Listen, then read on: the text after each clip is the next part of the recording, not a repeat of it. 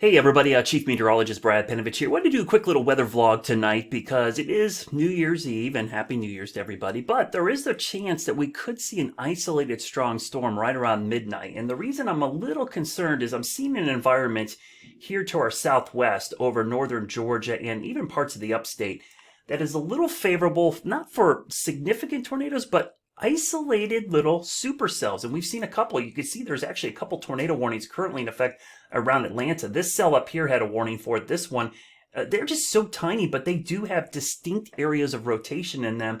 I'm going to show you the radar here real quickly. It doesn't look really impressive. I mean, look at that. But if you look on the right side, this shows us the velocity data.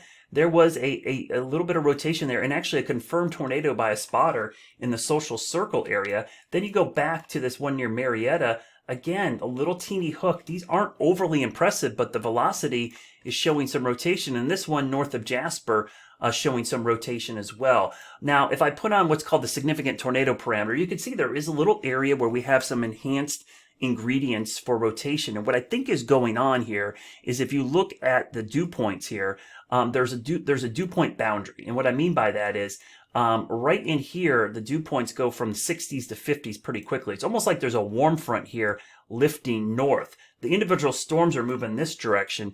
And the reason that is somewhat important is when you get little boundaries like that, if you can get cells to form on there, you can get some isolated rotation within the storm. And I want to show you a couple things here in the Futurecast.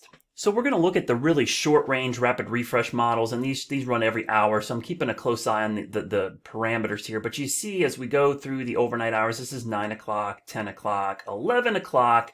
There's a cluster of showers and storms around the Charlotte area, but mainly the upstate of South Carolina. And if you look real closely, some of these have little kidney bean shape to them. Kidney bean shape means there's probably rotation in there. It doesn't mean they necessarily produce tornado, but that means these storms have rotational capability. They're probably mini supercells. And then we go, basically 10, 11, midnight right there, 1 a.m., 2 a.m., 3 a.m., 4 a.m., and they kind of push off to the east, and then tomorrow we're fine. But I'll show you another parameter which is interesting, the updraft helicity, which shows rotation within those storms. Watch as they move through right there, okay?